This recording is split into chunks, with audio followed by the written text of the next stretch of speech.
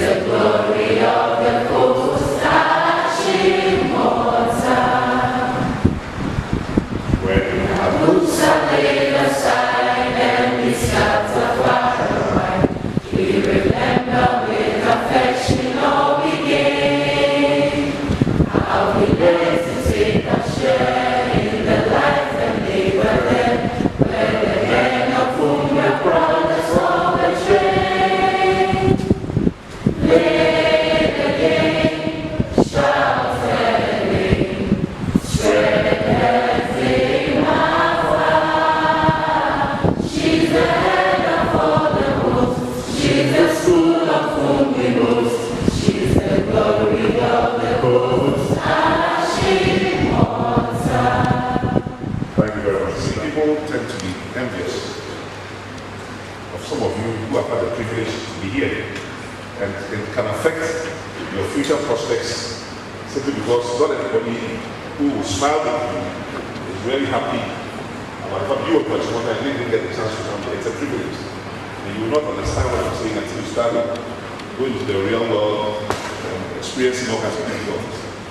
Madam Didi, you can come and join the people here. They're going to speak after a second. We have a number of speakers today. I will try not to speak longer than I should, but I wanted to explain to you how this mentorship program works. We introduce the subject of mentorship and the role of the ABCDE to you at the Agri Chapel and to the whole school. And we ask those of you who are interested in getting further mentorship to come to an event such as this. So today we have a number of mentors that will speak to you. But all the mentorship follow-up programs, we hope to have a mentorship program with you maybe once a month, depending on your availability and your interest. And depending on the availability of the mentors. And there are many mentors outside.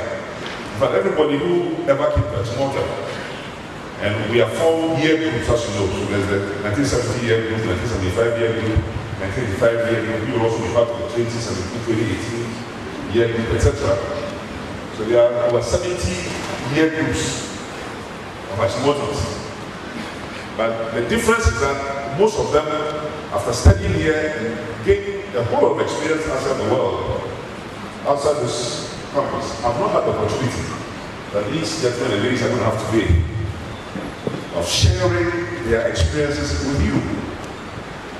So until now, until ABCDE has begun stepping on secondary school campuses, all students in Ghana have been getting the knowledge of their teachers. And of course, the knowledge of your parents or your family. So if you don't happen to come from a very, if you like to use the word, good family, a family that is well placed, every family is good, but some families are more privileged than others, then you don't get all the knowledge you get. Because you are the victim of not coming from a so-called privileged family. But we want to equalize that. We want all children of Ghana to get more or less the same knowledge, irrespective of their family backgrounds. And we also want to supplement what your teachers teach you in the classroom. Because most of your teachers will never become a chairman of an energy commission. Most of your teachers will never become medical doctors, otherwise they will be in the classroom here unless they intend to do further studies. Most of your teachers may never run an ICT company or be engaged in a Pan-African e-commerce, e-procurement platform.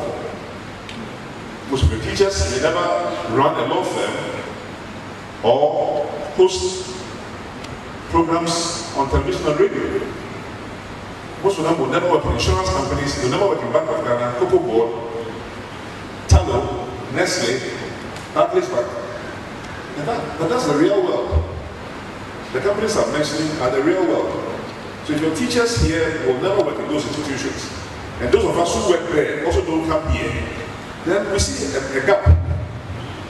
You are being taught good geography, good physics, good biology, good music, and whatever subjects you are learning, French, but you are not being taught what happens in an insurance company. Nobody's telling you what happens in the bank. Nobody's telling you what happens in a law firm, what happens in a pharmaceutical company, what happens in a medical facility, in a hospital. You are not just going to visit your family or friends who may be sick. But tell me what happens behind the scene. What is the life of an average doctor. What did they do? And that is why the mentorship program is important, to bridge that gap. Bridging the gap between industry, the professions, and the classroom.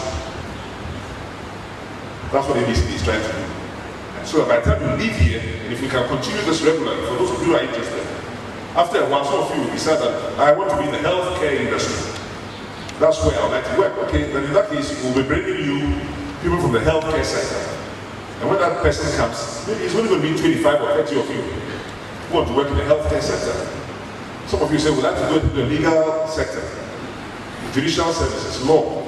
So the next time a mentor comes, maybe 30, 40 students who want that particular kind of mentorship. Some say we are scientists, we like to be scientists, engineers, researchers, bioscientists, biotechnology. So we find a mentor who wants to deal with just those people. So over a period of 2 years, 3 years, 4 years, that person really shares a lot of knowledge with you, which can even influence your capacity to pass your exams. Because it's giving you knowledge and referring you to books that maybe your teacher might not refer you to websites that you may not go to. So not only will you improve in your academic performance, but also prepare you to get a better job than your next door neighbor or your classmate who chose not to come here.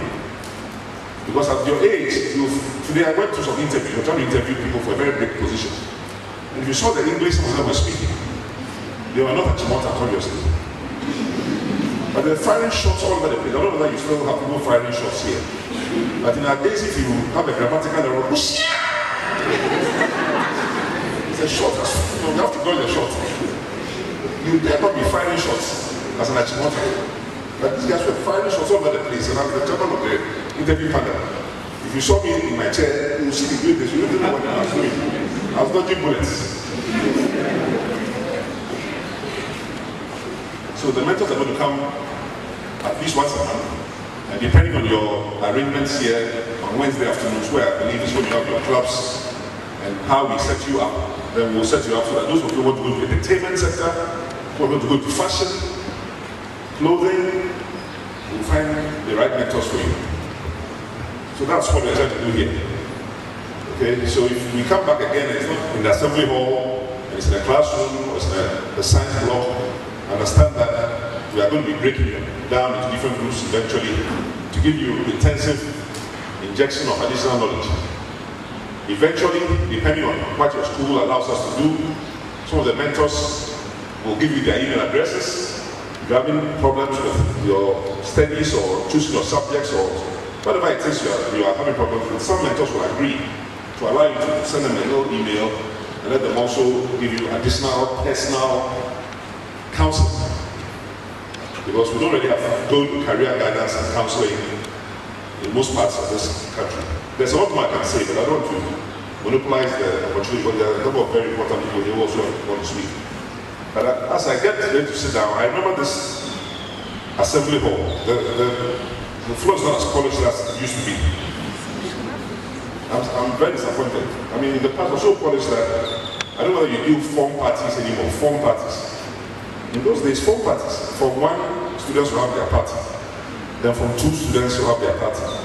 From 3, students will have their party. All the way, form parties. And so when it's form party time, the girl you have been trying to talk to her, but you are afraid to talk to. You will try and ask her for a dance. And they will reject you. You can ask somebody, they will reject you. If you're not careful, you run around this assembly hall, you'll be rejected everywhere. Other people are dancing. So some of us, because to avoid rejection, you have to learn how to dance. You know, we have to slide. So at least when you can dance, the ladies, even if you don't like it, they'll come and dance with you. So I don't know whether you are doing form parties or house parties. None of that anymore. And they are making you just on drive, I think. In those days, what these days when people are just rapping and all the music is very loud, or it's Niger beat, so you have to be doing some kind of move. In those days, smooching, slow songs. Smooch. And your master will be watching you.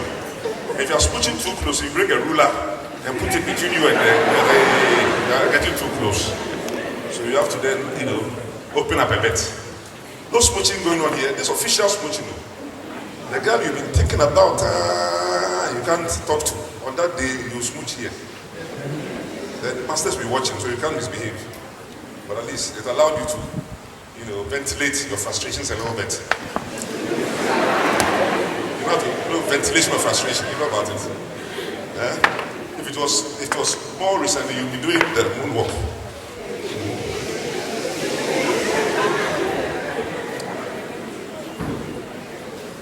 Let me thank you for this opportunity to say a few words to you. And with your permission, I will pass on the microphone to our next also a past student here. Let her tell us. It's so interesting to see you all here. I came to Achimota a year after he did, September 1964, from the primary school too. And the memories of this assembly hall, for me, there are three. The first one was when there was an earth tremor. Second was the assembly hall was out of bounds. Unless it's entertainment time, you are not supposed to be in the assembly hall. And a friend of mine joined me, and we came here during classes. The assistant headmaster saw us and gave us 6 each on the back for studying in the assembly hall. We were not playing, we were studying, So that created a great impression. And then the third time was the form party dance that Dr. Spielgabra talked about. There were about 3 girls, and we had decided that there were some boys who wanted to dance with us, and we weren't prepared to dance with them. So we were showing off, And if they come to us, we say, no, we want to dance with this person. But the interesting thing is, like he said, you had the masters around and the mistresses on duty, and they had a ruler. And you couldn't dance close to each other. They'll say 5 feet apart, things like that. So this assembly hall has so many memories, and the school also gives me so many memories. Those days we had about between 13 and 15 subjects, between Form 1 and 3. There were so many subjects to choose from. I know that when we were in Form 1, during Kwame Nkrumah's time, we didn't even come to Form 1. We went straight to Form 2. And we had Latin, German, French, English, 4 languages, apart from your local vernacular. So if in those days you wanted to be a bilingual, an interpreter, the basics were there for you. For those days, we had a Latin teacher, a German teacher, a French teacher, and then the English. And the music was compulsory. Between Form 1 and 3, music was compulsory. And I know that it was an Accra, a classmate of ours, who was the first Ghanaian to get an A in A-level music. The whole of Ghana. Music was compulsory. And we had a subject called music appreciation. You weren't examined on music appreciation, but then we had to listen to the Handel and Mozart. In those days, as young people, what are all these things? But we were forced to learn to listen to them. And now we all appreciate them. We appreciate all kinds of music because of the kind of training we had. Now, I was more inclined to go to the arts. So I wasn't too interested in the sciences, to my father's chagrin, because he felt that as his firstborn, I should be a doctor. In those days, you're my firstborn, you should be a doctor. Meanwhile, I like to read. So in Form 4, he said he wasn't too happy with the subjects I had chosen. So I should repeat the subjects. I was very upset by that because then they changed my subjects from arts to science. And I told the maths master that, you know, I'm going to be last in maths just to show my father that he shouldn't have put me there. So I was last the first term, and he didn't give me pocket money the second term. So I had to enjoy the subject. I had to find a way of enjoying maths. But I wasn't happy with it. But I realized that, hey, the pocket money was important. Those days, you would give your pocket money to your housemaster or housemistress. And on Fridays, they have a book. And they come to you and ask you what you want. And on the basis of that, they give you the money. And you spend. It's not like these days that people take hundreds of thousands and spend as they like. I don't know, but my children came here and they taxed me quite a lot. So anyway, after Form 5, I went to St. Louis, a female school in Kumasi, and the difference was so great. There were no house mistresses. St. Louis in 1969 had no house mistresses. And I couldn't believe the freedom because Achimota, 2 housemasters, 2 house mistresses, so many rules. If you disobey a rule, you don't have common sense. That's the preamble, you know. But there didn't seem to be any rules, and yet the girls abided by the rules. It was both day and boarding, and the school bus will take the day students away. But they couldn't also relate to the fact that we had been in a cohort, because there were about 5 of us from Achimota who did our sixth form the same year. They couldn't relate to the fact that we had stayed in the classroom, the same dining hall as boys. How could you talk in the classroom when there are boys there? So we had to let them know that it's like you are with your brother at home. So for us, the boys were our brothers. But the difference was so great. And Achimota had such an impact on us that we were also able to positively impact those we met in St. Louis. Then to the University of Ghana, where my interest in academics and political science and all that came into being. But after that, I said, why don't I teach? So I went and taught for a while. And I was feeling uneasy because Achimota had taught me so many things, and I felt that I wasn't a living water at all. I wasn't being a living water in the desert. I had to do something. Then ICTs came about way back in the 90s. I don't know where you were in the 90s. But way back in the 90s, that's when the interest in ICTs, in information and communication technologies in Ghana started to, take hold. And I told my children, all this academic thing, it doesn't give you too much money. I think I'll go into ICTs. So I went to a training school.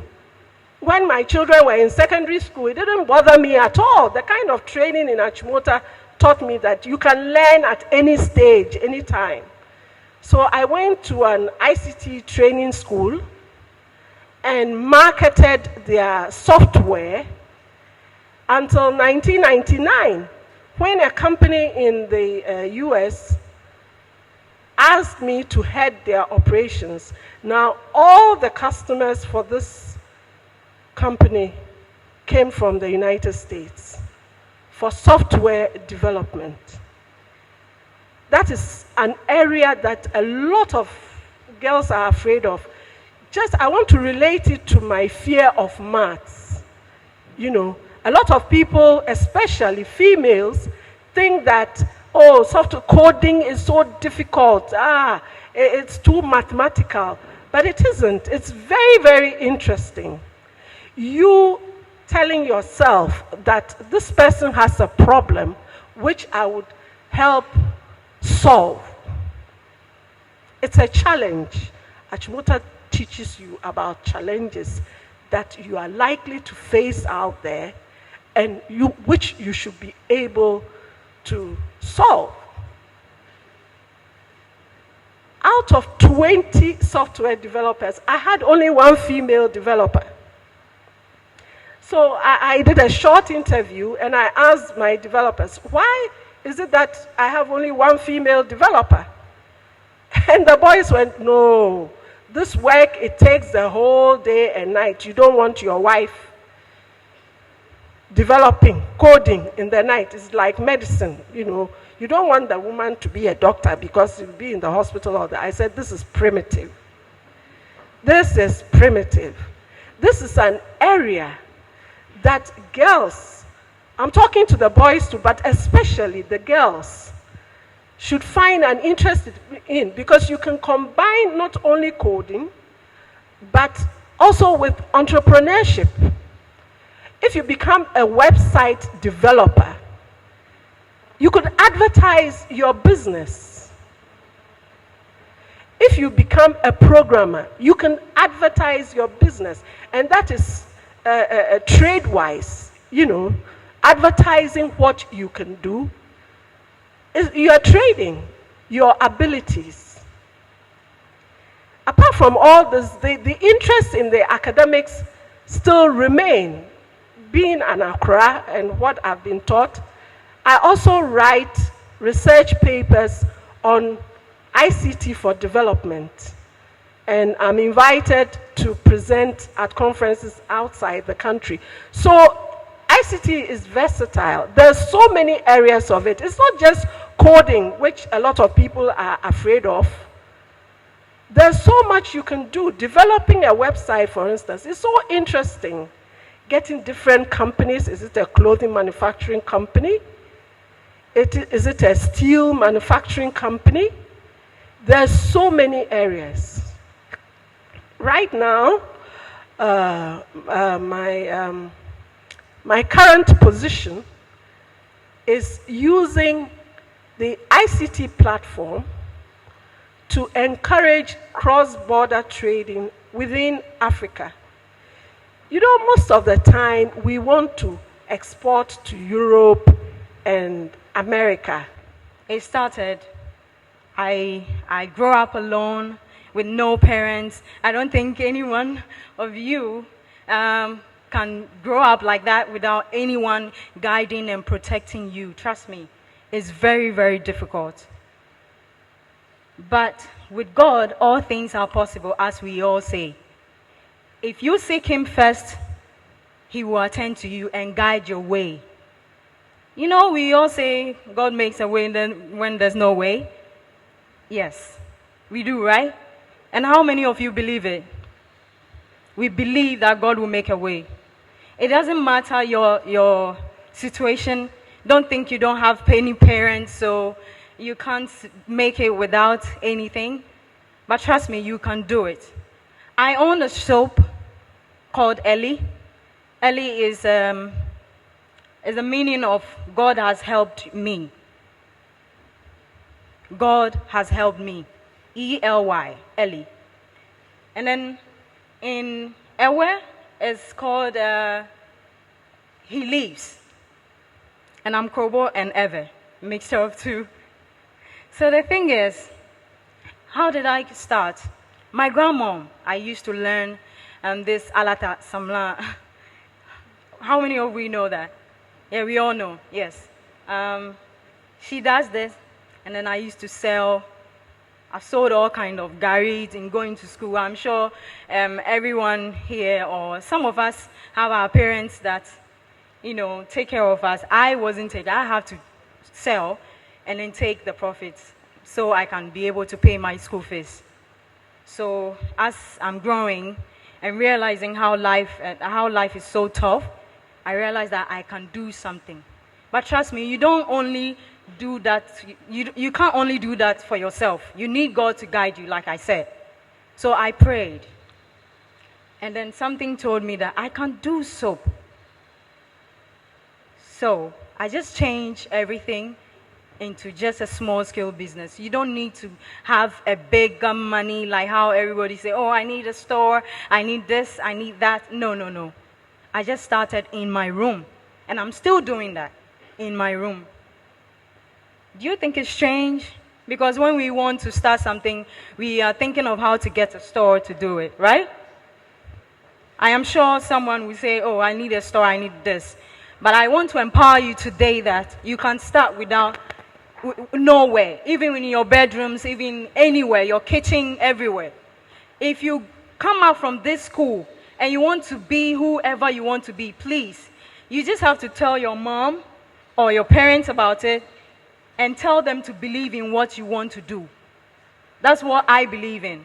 Sometimes our parents don't allow us, but trust me, when you talk to them and you know what you want to do, I am sure they will support you. I wasn't supported. I didn't know. It's only God who is supporting me. I own an NGO. I talk to young ladies and brothers like you about teenage pregnancy, sex education. We all go like, oh, social media, you know. I just have one lady in my house right now. She just came from nowhere. Where was that? Internet. Do you know what she did? She chatted a guy. And apparently the guy is rather a girl on Facebook. How many of you have been receiving that? Have you seen some before? Sometimes you may be chatting someone and you think it's a guy or a girl. It may be opposite. Have you? No. Okay. So please be aware. You can chat to a friend. You're seeing a girl. But trust me, behind it is a guy. And she followed the girl, in quotes, the girl, which is a guy, to Accra. And the person lives in Takwa. When she came, I don't know how it happens, but I have to meet her like that. And then I asked her, she was crying. Then I asked her what was her problem. She said she just followed someone. She wanted to become a TV presenter, and then they asked her to do blah, blah, blah. So now she's in Accra, and she doesn't even know where to sleep. I took her, as I do all the time, into my house, and I had to lecture her, and still she's there. Please, I am here to warn you not to follow internet too much. It will take your attention away. It's better you sacrifice what you have to do today and then end it tomorrow. My dad will say, when you finish, sorry to say, sleeping with all the guys, just count them. Let's just say Kweku, Kwame, Kofi, whoever it is, and you think you're doing something wonderful, trust me. Count them. Sit back and then count them and realize what you've done. If you've realized that you've done something like sleep with them like 5 or 10 of them, then I don't know. I don't know what to call you. We have to be ladies. Trust me, we have to be ladies. Everybody is beautiful in here. And I don't see anyone ugly. No matter how you are, God created you in His own image. Do you believe that? Fearfully and wonderfully made. So why wait for someone to tell you who you are? Meanwhile, you know yourself. Trust me, my message is this little. That's all. Thank you.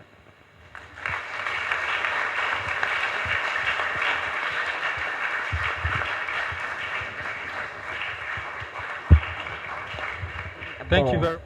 Very, very interesting time together. It seemed like we lost the primary cause for being in school. I was an average student. But when I came here, I came and I was having fun. So we'll come to school, prep time, passing notes, afternoon games. I enjoyed the afternoon games, you know. I loved the gardening, the swimming, and the hockey, and you name it. It was great fun to be here. But one thing that you must remember and not ever lose course of is the purpose for which you are here. You are here to learn. My father always used to tell me that your business is to learn. And when I came to Achimota, my grades just went down, zoom, like that, because I wasn't focused on studying. But life is very, very short. You know, it's amazing to think that it's 43 years down the line right now for me. And it seems like only yesterday. When you are young, you want to hurry up and grow up. You want to do the things that adults are doing. But there's a time for everything under the heavens. And when you're older, you look back and you wonder, where did time go? It just seems to have passed you by like that. So it's important to remember that there are times and seasons in your life. And when you are here, I know the education here is broad. It was good because you got exposed to so many things which broaden your mindset and your thinking. So we're doing music. I used to play the piano. I learned to play the violin a bit when I was here. I used to play hockey. I loved rounders. But I lost sight of why I was here. And it is important. It is important to be focused and to know the purpose for why you are here. Because time moves very, very fast. So I got to Form 3 and I was going to move on to Form 4. And my father said, no way, you're not going on. And he said I should be repeated. And Peter Renner then was the headmaster, and he says, oh no, she's fine. She can go on. So he was going to move me on to Form 4. So I had a surprise the next term when my dad said, come on. And he took me to Abri Girls. So I was moved from Achimota to Abri Girls. I thank God for my father's life. And I thank him for having taken that hard decision. Because when I got to Abri Girls, I woke up. I'd come from a privileged home. My father was also a doctor. Life had been easy, cozy, no struggle, no sweat. And a lot of us who come from that kind of a background sometimes lose sight of the fact that you have to work to make something out of your life. So I got into Abri Girls, and these were children from less privileged homes, older than me. And I went back into Form 3 in Abri Girls. And I thought it was the same thing there. So, end of first term, after the results came, I was almost last in the class. I sat back. Achimota, I was okay. I was kind of like in the middle. But Abri Girls, I was last, almost last. And I looked at myself. I looked at the people in the classroom. I said, what? How can I be last? It's not possible. So, from the second term, I started to apply myself. And you must realize that in life there is a time for everything. This time of your life is you're setting foundations for the rest of your life. So you need to take this time seriously. The education is broad, the exposure is broad. Take advantage of all of it. But remember that you are here to study. You are here to set the foundations for the rest of your life. So, all it takes is a little discipline. All it takes is a little discipline. You decide that every day, during prep, you're going to take prep time seriously. You're going to read over your notes for the day. And then read a little ahead if you can. It doesn't take much effort to do that. But once you start applying yourself to it and you do it systematically, you realize that you will start remembering the things that you were taught. And when exams are coming, it's not going to be a challenge because you've kept up with your work.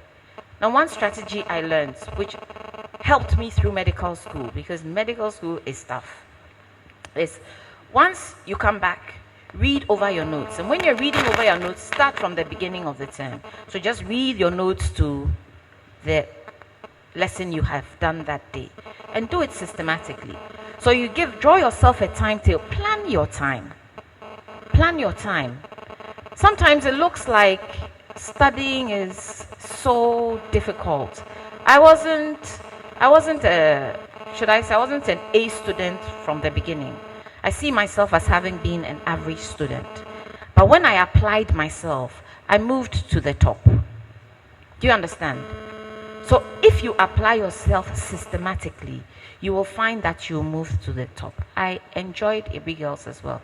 I loved Abri Girls because I found God.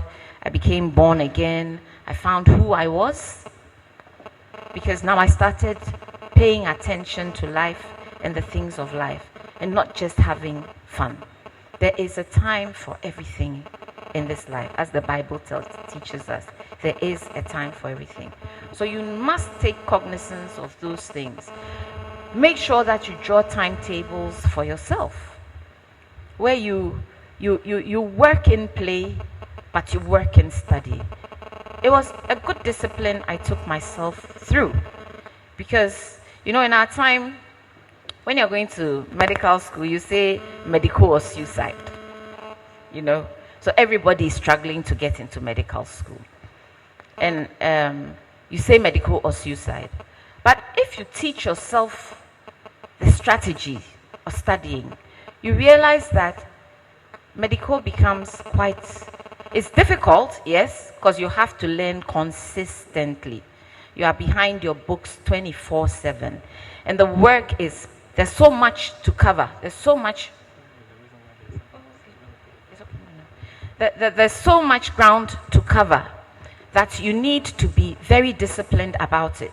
So like I was telling you, if you train yourself to read over your notes, prep time, don't go and sit there and pass notes like we passed notes. Organize yourself, read over your notes. Every time, systematically, you go through. Every time you go through it, it's reinforced in your memory. So when it comes to recollecting, it becomes very easy for you. So it's important for you to realize that constant systematic study will get you to the top, even when you are an average student. So I did well. I passed. I ended up in England. I went to England for sixth form, but I didn't like England. I couldn't live there. I didn't like them because the whites, they smile at you. Hello, how are you? And straight away their faces are straight again. And it used to really annoy me because I was, if you don't feel like smiling at me, why are you smiling at me? But it was a good experience for me and it was a good exposure for me. But I wanted to come back home. So after sixth form, I said to my dad that I'm coming home. And he thought that I was joking. So he was very surprised when after sixth form, I packed my stuff and I came back home. And I applied to go to the medical school. But unfortunately, I didn't make it. My grades weren't good enough. Don't give up when your grades aren't good. A lot of the time you do an exam once and then you lose hope. You should never lose hope in life. When you fail at something, put yourself together. With determination and perseverance, you will get through. So I actually went into Legon. I got admitted into Legon in 1979 to go and do agricultural science. So I started agricultural science, but within 3 months I knew that course wasn't for me. I just didn't fit in there. So I pulled out, and then I found a teacher in Presec. So I'd go to Presec. I had days I'd go to Presec, and I had to do my chemistry. I needed to improve my chemistry and my physics. So I went to Presec. I think I did a few months in Workers' College as well. And I improved my grades, and then I got into medical school.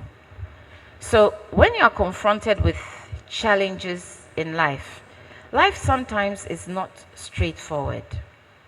Don't give up. Not all of us went through school straight.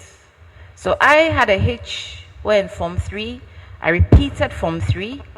It was a wake-up call for me. I got focused. I gained direction. I moved forward. I found myself in a foreign country. Maybe I didn't settle in too well. I didn't like it too much. I didn't do as well as I could have done. I came back home. and I decided to retake my exam. That gave me another chance. So when you fail at anything in life, don't think that's the end, and don't give up. Just take a step back, take a deep breath, regather yourself, focus, and try again. So on my second try, I did get into medical school. And I did enjoy my years in medical school. So I qualified in 1987. And I started working then. But my work life has been very interesting as well, because I started working as a doctor. My father was also a doctor, and he owns a private medical facility in Latibiokoshi. So it's called the Bano Memorial Hospital. And I started working in Kolebu. I did my house job, and then I went to work in Trust Hospital. My father said to me that he was tired. He was in his late 70s then. And he called me one day and said, "Look, I'm tired. I'm going home. If you want to, you can continue to sit in Trust Hospital." So I had to wind up in Trust Hospital and go back to take over the hospital. Now that was a major challenge for me. I was a young doctor. I was still working my way up. And I had plans to go and specialize. In fact, when my dad called me, at that point in time, I'd made my mind up that I was going to go and do pediatrics. So I was planning to take my exam and jump on the plane like most other people and go to Europe and go and better myself. I graduated out of the class of 40. Within 3 years of graduation, there were only 2 of us left in Ghana, myself and another female colleague. Most of them went to America, Europe, England to go and do postgraduate programs. But we stayed. So I took over this hospital, and I didn't know anything about running a hospital. Absolutely nothing. And I'd been trained as a medical person.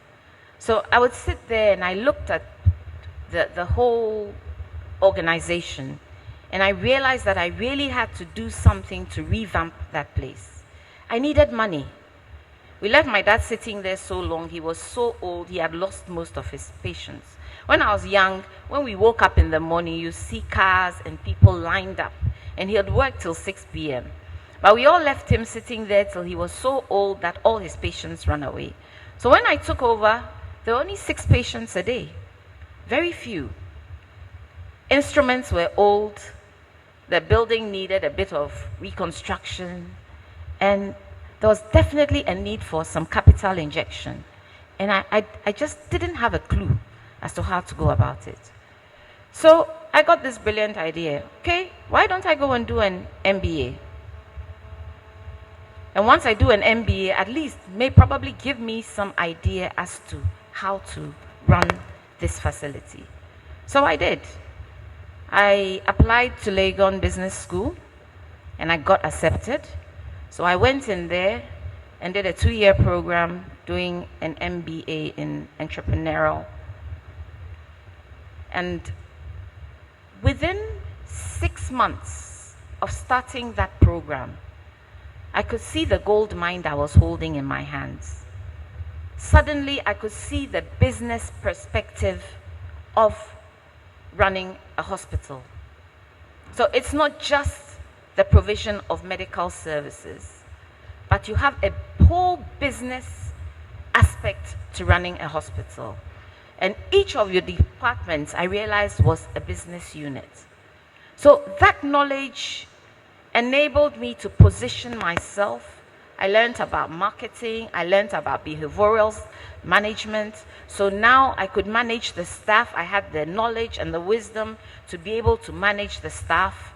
And slowly, I began to transform the place. So when you see a private hospital sitting there, you should always remember that what you have there is a business. A lot of us as doctors go in and we think that, oh, it's just the provision of the medical services. But you are running a business, and therefore all the business principles must come to bear. Medicine, I always say, is a calling. It is a call. Working in the healthcare sector, if you're going to be providing service as a nurse, as a medical assistant, as a physician, as a surgeon, you must realize that it's a course. There are lots of people who started and finished medical school with us. They practiced for a few years and they realized that it wasn't for them. If you're going to be a good doctor, you must love people. You must have a heart for people. You wake up in the morning and you're going to sit down and you're going to listen to people's problems and people's challenges. So yes, you may be very intelligent, you may be very smart, but if you are not a people person, you'll be a very bad doctor, should I say. Your bedside skills will be very poor. Because I've seen a few doctors and sometimes the utterances that come out of their mouths make you jump. You have a patient with breast cancer. She comes and sits down. She's already traumatized. And then you do the biopsy, and then when the results come back, you sit there. Because you have no love for people. You're just smart. You're intelligent. So you can work out the diagnosis. You can do all the things that you have to do. But you don't have that love for people, to communicate with people, to speak with people. So you just look at this woman's face and straight away you tell her, well, you have breast cancer, so we'll need to cut off your breast. I saw one like that. I almost collapsed. But you see, people like that found themselves doing medicine because they saw medicine as being a prestigious course, or they saw it as being a course or a profession that would bring them money. Yes, if you're working outside, a lot of my colleagues are, they are very well to do right now.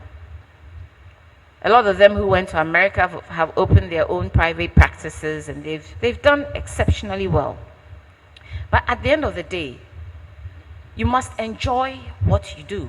The Bible says a man's gift will make room for him and it will bring him before kings. So each and every one of you sitting here has a gift within. You have to try and identify what your gifting is. Don't choose a profession because you think that this one will bring me money. Or you think that, most people who go in here, it's a prestigious profession and I want to be in that category, so I'm going to do it. There's something, the Bible says, that gift is in you. God gives each and every one of us a gift. We come into this world with a gift. The thing is that you've got to learn to identify that gift within you. Because whatever career you opt for, you're going to work on that or with that for the rest of your life. And I believe that you want to enjoy what you do, don't you? When you enjoy what you do, it is easy. When you enjoy what you do, you're a doctor and you're on call. Sometimes you can be on call for 24 hours. But if you enjoy what you do, before you know it, the 24 hours have come by. Because you're talking to people, you're finding out what is wrong with them. And our work is basically like an apprentice job. Because you go in there, patient comes, they tell you a set of symptoms, and you, based on the symptoms, you decide it can either be this or it can either be that. And then you do some lab tests to confirm. But you really need to know your stuff to be a good doctor. You understand? But if you love what you're doing, you will excel at it. If you don't like what you're doing and you are only doing it because of the remuneration that comes with it and the prestige that comes with it, you will get the money all right, but you'll be a very miserable person. So you need to look within yourself. God has given you a gift. What are your giftings? Maybe you are very good at talking, explaining things, elaborating on issues. You love reading. You're an avid reader. You may do very well in law.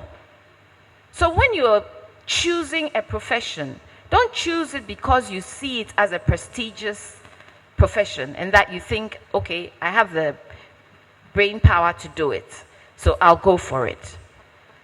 Pick something that you are going to work on for the rest of your life, that you will enjoy doing. So I did medicine, and somewhere along the line, I went into ministry as well. So I'm a reverend minister at the Action Chapel International. And ministry is very much like medicine. It complements my work. I love people, I love God, and it's been proven that when people add religion to treatment, when they have a God that they believe in, they add prayer to it, they heal faster than people who do not believe in anything. So religion does have a place, and it does make a world of a difference in your life. So I'm not only a doctor, I minister to my patients, I pray over my patients, and I get fantastic results as well. The other thing you must realize about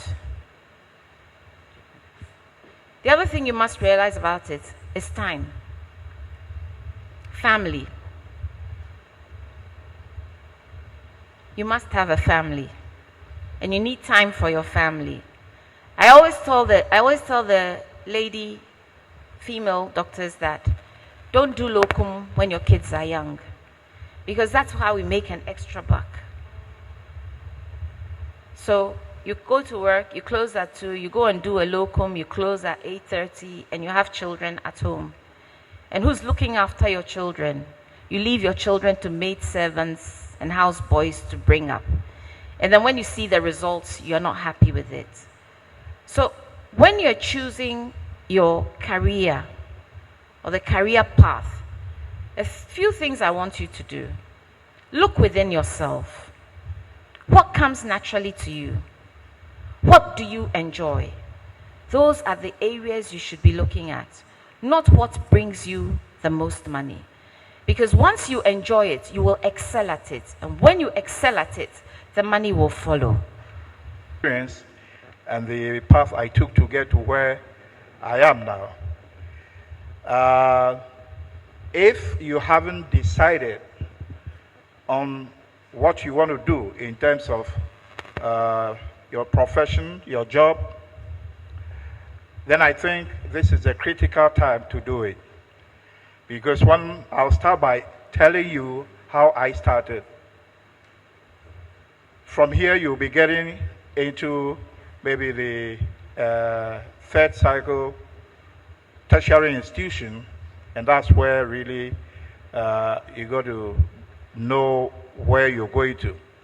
Knowing where you're going to helps you to choose the kind of subjects that you want to study. In my case, I had such parents who started discussing my future with me at a very, very early age. In fact, by 6 years, when I was 6 years old, they started asking me, what do you want to do? What will you do when you grow up?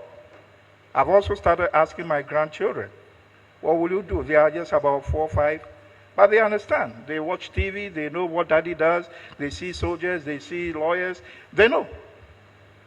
And that's the time to start, talking with them. So by 6 years, I was telling my father that I wanted to be a pilot. I love planes. I love flying objects. And I was good in the art. I could draw a lot. So during that time, I was all the time drawing aeroplanes because I wanted to be a pilot. What's wrong? I see a lot of giggling. Is it the pilot or the plane? Anyway, so my father then tells me that if you want to be a pilot, then one, you got to be brave, you got to study sciences and all that. But after a while, I thought that it was going to be boring to be a pilot all my life. Because the planes that I drew, And I did not draw any other thing, only planes. Only planes. Then I realized that the planes I drew, that's right, I did all that all the time. That the planes that I drew all had wings, they had propellers, those times they were propeller planes. There was no difference in them. It became monotonous and boring for me to be drawing the planes. So I told myself, to be a pilot, I'll be saddled with one lifestyle. I mean, there are no variations and, options for doing other things. So instead of being a pilot, I might as well design and build planes. Then I could design so many things, plane without wings, a plane with this and that. Of course, those are what now we call rockets. Interballistic, missiles and all this. They are flying planes without wings. So it's possible. So then I gear towards more of the engineering, and my father tells me again, well, then you have to really get your science strong. You have to study mathematics, you have to study a lot of physics, you have to study a lot of chemistry. So it shifted me somewhere else. The reason why I'm telling you this is that each time is from the decisions that I make and what I want to do. That shapes even what I want to study. So from building the machines, my father tells me that kind of profession is called engineering. So all I knew was that I wanted to be an engineer. Until he asked me, what kind of engineer? Because you can either be a civil engineer, an electrical engineer, a mechanical engineer, a chemical engineer. So many engineers exist. Even in the medical world, we have the biomedical engineering and all sorts of things. So I look and start reading about all these different types of engineering. I eliminated civil engineering because that was to do with road construction and bridges and, those things. They didn't fascinate me. Then electrical didn't fascinate me because I just at that time saw them as just wiring and power plants and all this. Nothing really interesting. I wanted to do things that would challenge, things that are not static, not monotonous, things that are developing all the time, things that would challenge my mind, and things where I could, discover things and patent things and do new things. Then I wanted to do things that would be more relevant to the human life. And so I thought that chemistry was a subject that was closest to even the human body itself, the human life. If you look at the biochemistry of the human body, the physiology, everything, the clothes that we wear, the food, and everything, I saw that chemical engineering will have broader application to life. And I wanted to affect life more. So this directed my thinking into chemical engineering. So by the time I finished O-level, I knew that I was heading towards chemical engineering. I wanted to go to tech straight and do chemical technology, but my father said, look, if you want to be a real crack in that chemical engineering or chemical technology, I'll advise you to do chemistry and mathematics first. Just chemistry and mathematics. Raise it to the highest level and then invest it, and then move into the chemical engineering, and you'll be no match for anybody. I said, oh, but at the chemical engineering too, you'll be studying the chemistry. Well, I had to heed my dad's advice. All I'm saying that you keep discussing this thing and keep looking at what you want. If I told him I didn't want it, I want something else, he would not have insisted. But we're actually dialoguing and finding my path. It's not everybody that has that kind of environment. But there are people, that's why we are here, like mentors, this program ABCDE and all that, that could replace a parent like my father, so that you can be having the constant dialogue. In any way, I go to Legon, and I rode into the chemistry department, and truly did chemistry and mathematics for my BSc, and then went in to do now chemical engineering. And truly, what my dad told me, I found the engineering course so easy because the amount of chemistry and the amount of mathematics to that level, I just passed through the chemical engineering thing and came back to Ghana. After some time, I see that, look, the chemistry must have, was not getting the kind of application that I wanted to see in Ghana. But then at the time I returned, and I was working at a research institution, like the Industrial Research Institute of the CSIR. I decided that time in the country, and still, energy was the real problem. And I see that for any economy at all to grow, you must have energy. Energy is the blood life of an economy. And like I told you, I always like to be in the arena where I'm affecting the economy or the lives of people to the maximum. In this regard, I went back to school to do my doctorate. And this time I chose to do energy management and policy in the United States at a school called University of Pennsylvania in Philadelphia. Incidentally, somebody like Mr. Donald Trump went to that school. Let me say that his behavior is an aberration from people who attended UPenn. It's a very famous school. It's the oldest school in America. And it's an Ivy League school. This one thing also I want you to decide. When I was going to America, I chose the type of schools I wanted to attend. Otherwise, no America for me.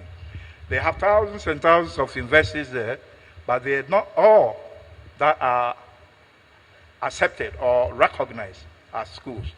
I wanted to be in a school that when I get back, everybody will accord me that recognition. And those were the Ivy League schools. Schools like University of Pennsylvania, Princeton University, Harvard, Yale, those kind of schools, okay? And I applied to them, and I got the oldest one, which was University of Pennsylvania, and did my PhD there.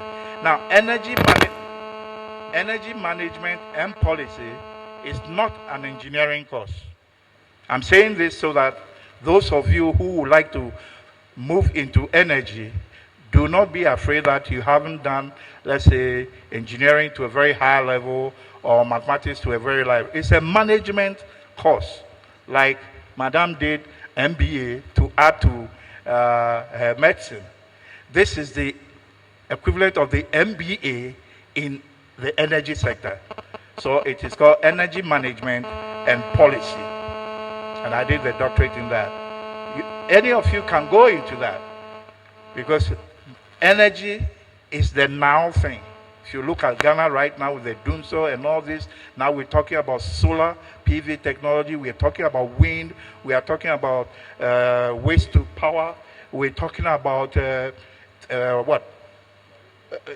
biomass energy, we're talking about wave energy. The horizon is so broad, and you do not have to be an engineer or a mathematician or anything before you move into that area. Currently in America and Europe, the fastest growing job market is in the renewable energy sector. And that is where the new jobs are being created. At the Energy Commission like this, we've been able to create jobs. You are very tired. So maybe you want me to speak for 2 minutes. I'll try and make it as short as I can, because really, a lot of the things that you need to know have been said to you. Ordinarily, we don't wear babes and wing collar and things like that, but I'm actually coming straight from court, which is the reason I had to rush here this way, and I'm going back tomorrow. So the preparation time is lost, I've spent it on you. Some way, somehow, I'll figure it out tomorrow. I'm happy to be here. I enjoyed my time in Achimota School very much. I was here for 7 years.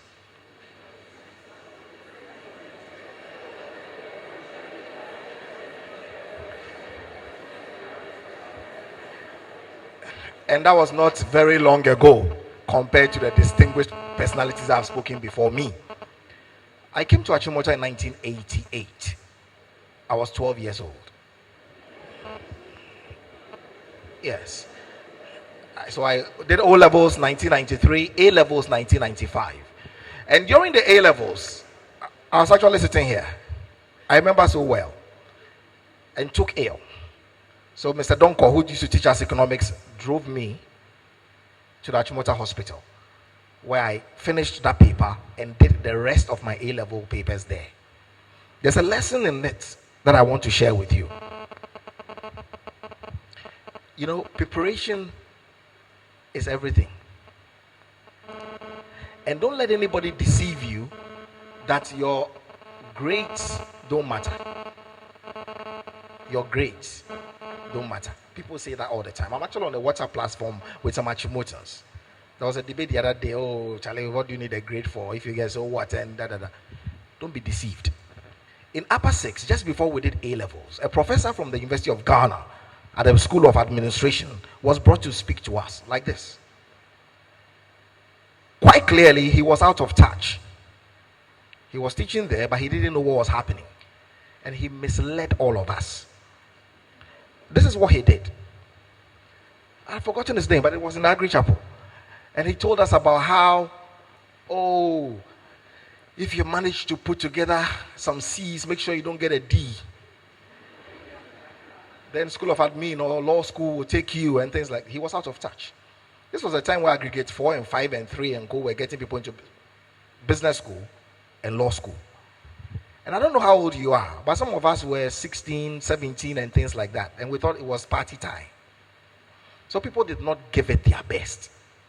He mentions a book. I have a book. Perhaps Doc should buy some copies for each one of you. So I didn't bring free copies. I took free copies to Presec though. Yeah, but I didn't bring any here. Sadly. We'll find a way. 10 strategies for making top grades. I wrote that book simply because top grades really do matter. And all of us here are capable of making top grades, believe me. Except some people need 2 hours to make top grades. Others need 30 minutes. Some need 9 hours. You need to find what you need. Some are sharper than others. Some are more endowed than others. It's a fact. If you know yourself and understand yourself, and you know what you need to put into what you are doing, you can make top marks. But I'm not saying top grades just for its own sake. I'm 40 years old. I'll be 41 next month. My father is dead.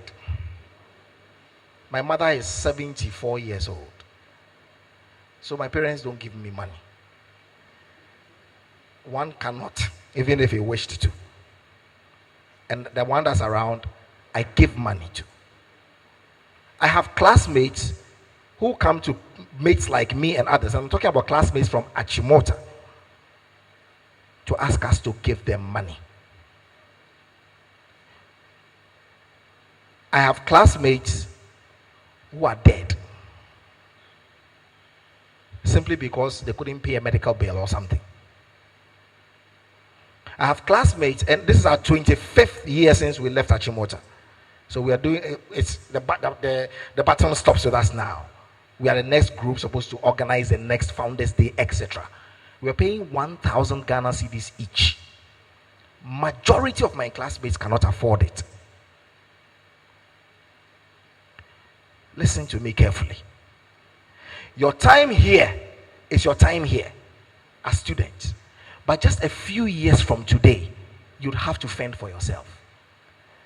You'd have to stand on your own 2 feet.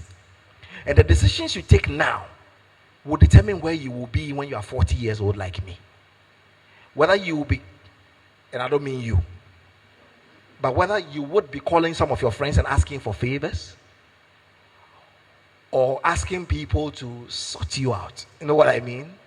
Or taking loans that you know you cannot pay, Or friends, you go to people's offices and they say they are not around because you are a nuisance and all of that. It's happening, and you can ask all of them. These are facts. All right? Papa Shamo, we called him Mr. Usu when we were growing up. It's true. He used to drive my auntie and her kids and all of that. He'll tell you, he knows me. I didn't come from opulence. I didn't come from a rich home.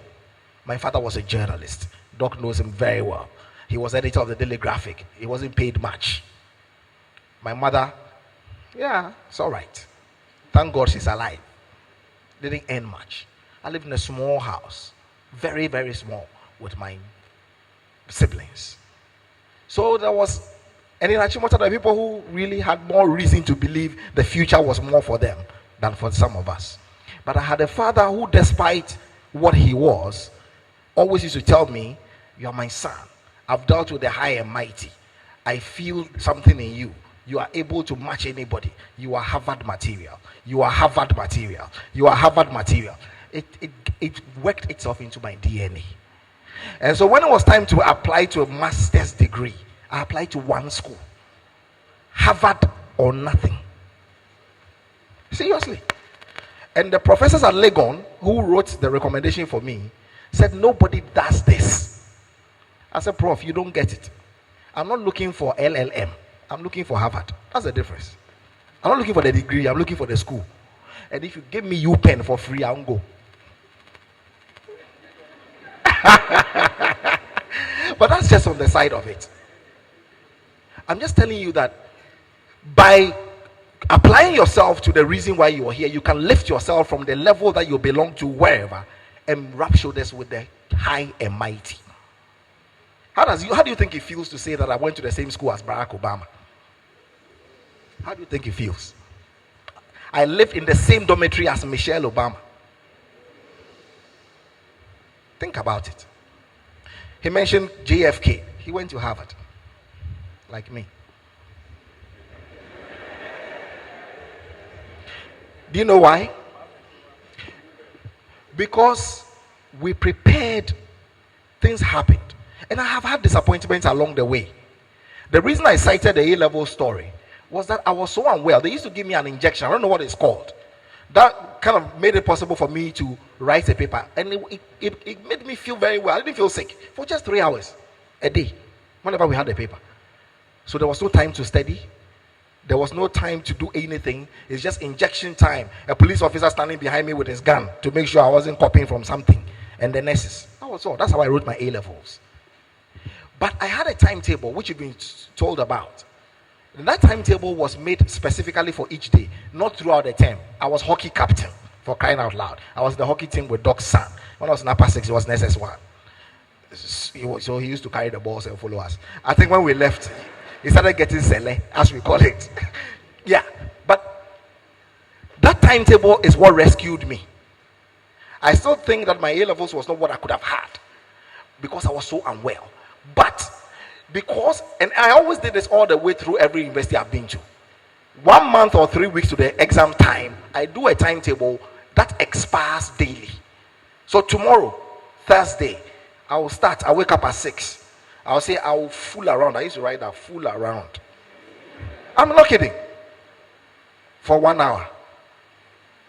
I'll learn X for this, X for that, whatever. You realize that if you're giving more time to one course than another, you will notice it from the spread on the sheet.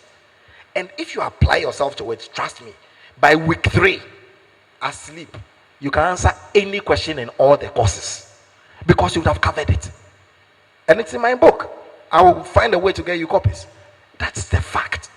At Legon, my problem, whenever the exam came, 6 questions, 7 questions, was which ones not to do. Because I could do all. I'm not kidding. Simply because of that approach. It was an exclusive approach. I discovered it myself. And it worked wonders for me. So O-levels easy, walk through, come to 6th form. And I was in Livingston House, by the way. Livy? That's right.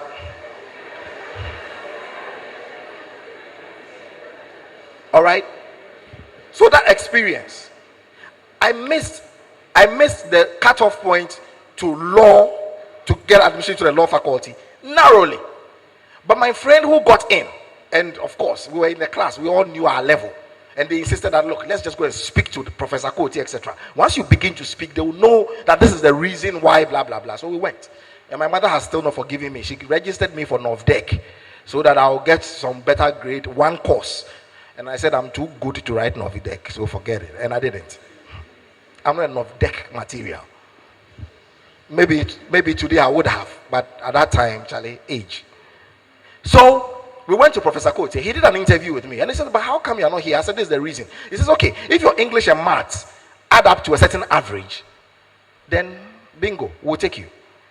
So he asked for the grades, and I told him, my maths never been strong. My maths was never strong until I went to Harvard. You won't believe it.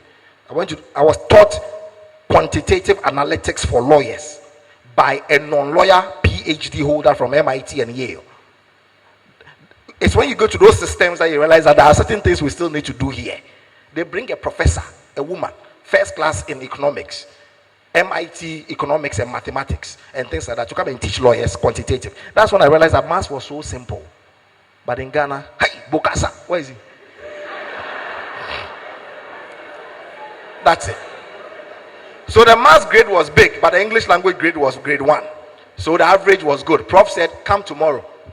Believe it or not, we immediately went to the house and I told my friends about it. One of them was, but you say you know the thing where nobody tell you, say forget malaria where you get the malaria finish, you won't use back door, go do law.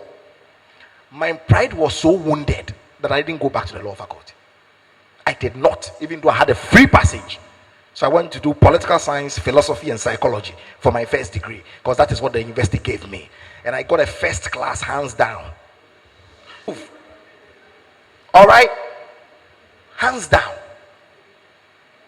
I went to the law faculty, because then law had now become postgraduate. And I was the best graduating student in law. Point proved. So now, if I apply to Harvard, do you think they'll say they won't take me?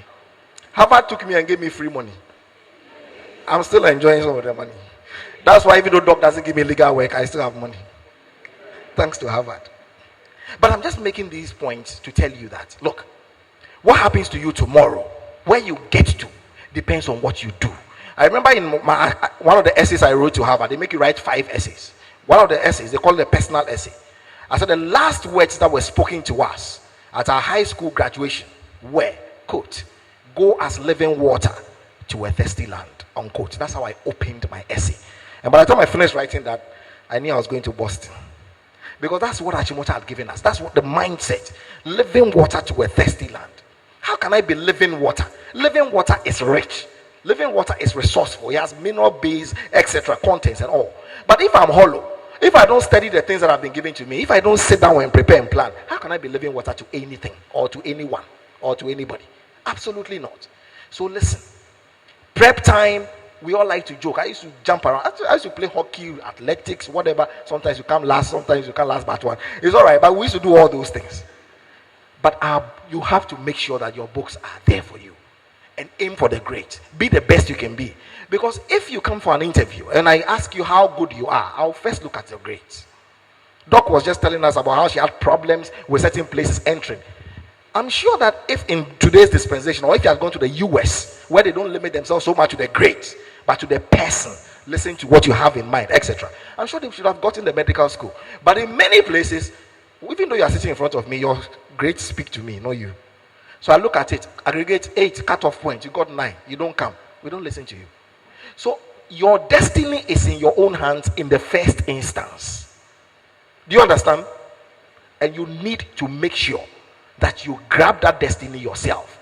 Today, I want you to tell yourself, every one of you here, that you will be the best you can be. If you are B plus material and you get a B, you have shortchanged yourself. If you're an A material and you get an A minus, it may look good, but you have shortchanged yourself because there's no opportunity to go back to it. In fact, some people will get a C plus or whatever and will never take that exam in their lives. If you had retaken it, you probably would have made a better grade, but your name will always be that C plus. Listen to me. There are things I wish I knew when I was your age. There are things I wish I knew when I was your age. Once this is done, high school is finished. I have what? Short time. High school is finished, 2-3 minutes. Okay. It's finished, all of that. You go to the university or wherever and all. Where are you going? What are you going to become? There are many people who, I wish I knew more about the business world. I knew more about a little more science, a little more things that generate income for people. Sometimes it's all, as I talk about grace, I don't want you to over focus on just that. I want the grace for its own sake. No, but it's for a purpose. I was on radio, Star FM. I woke up one morning and told them that I'm not coming tomorrow. And I quit. That's all. I quit. I finished. It took me 7 years to build a house, but I finished. Somewhere in East Legon. I finished it. I have a profession, law. I was sitting on radio asking somebody the level of the flood in Agbogloshi or something. After that, I was tired. Enough of that. I'm focusing on my practice and I'll do it. That's it.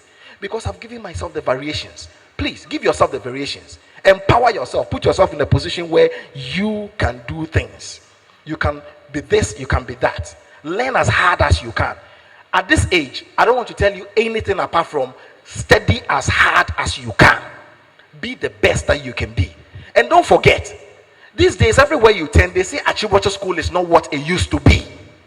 That must hurt you. Seriously. Everywhere you turn, they say, oh, Achimota. Said, oh, my partner coach, oh, Achimota, they're going there. Achimota is not Spioga Breast Achimota. But that must worry you. They look at the table, and then there's some school in Achirenswa, which is placing higher than Achimota. Definitely, they'll look down on you. The destiny of the future destiny of this school and how it is regarded by the rest of Ghana and the world is in your hands. For the final year students, what you make at the exams is what determines whether Achimota School is still great or not. So there are people who have done great things in the past. Kwame Nkrumah, name them. The first presidents of many countries, Nkrumah included, our own Mills, our own Rawlings, says Dauda Jawara of Gambia, name even Robert Mugabe. All of them, they came to Achimota. Did you know? Right. But when we talk about the greatness of Achimota, we cite them. We don't cite you. That must disturb you. You must be the turnaround. You must be the change that Achimota needs. It's a privilege to be in this school. Many people will want to have a chance to come here. They will never get it. When you get here, you are supposed to leave a mark. That's the only way you can be living water to a thirsty land. That's why he says, when our books are laid aside, as Doc said, think about the words, and we scatter far and wide. We went do different things. We remember with affection all we gained. How we learn to take our share in the life and labor there. The life and labor here is what's teaching you how to become great people of this nation. Where the men of whom we are proudest of, and of course men and women of whom we are proudest of, were trained. But if you don't become anything great, how can we be proud of you and say you were trained in Achimota? Once upon a time, the Third Republic of Ghana, 75% of all MPs were Achimotans. Yes, 3/4. Today, where is that influence? So think about it. Your destiny is in your own hands. You can make it. You see me here, regular guy, dansoman, Tema, grew up playing ball in Sakura parks, no grass, and things like that. Went to the same Legon, slept 5 in a room, I hear 97, 5 in a room, did everything as everybody else. You had me on radio, TV, doing all. But I still ended up in the world's most prestigious institution of higher learning. And as I stand here, my professors keep asking me when I'm coming to do the SJD, which is the Doctor of Juridical Science in Harvard. It's a PhD. Up to now, there's an opportunity lying there, and I may try me home. See what I mean? Simply because you worked at it. Make the best of yourself. There are people who are working on Wall Street, where the money is. There are people who are working on the London Stock Exchange, FTSE 100. These are the things that must be of interest to you. Make a mark. Think about it. You can. Don't limit yourself to small things. Elekem Kwenyaya was my senior here. After O levels, he walked straight to Oxford from Achimota. People have done it, and they are young people. You can do it too. From today, refuse to play second fiddle, because the spirit of Achimota is a spirit of excellence. Thank you.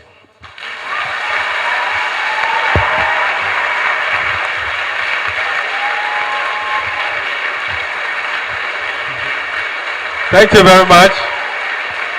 Thank you, thank you, thank you.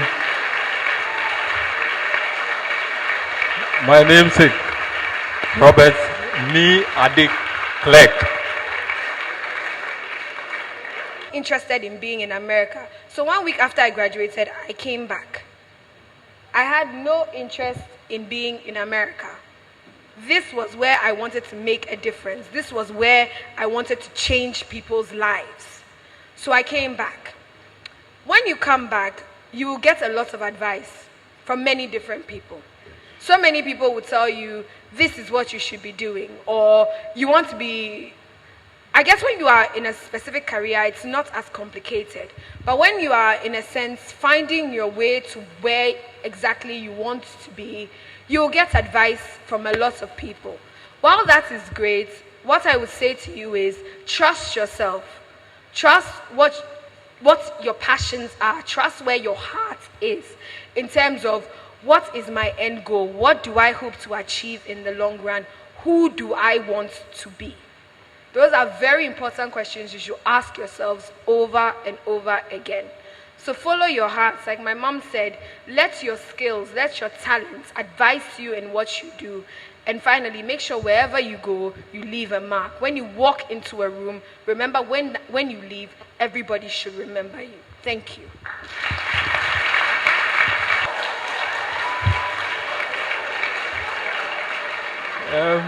Thank you very much, Ashley.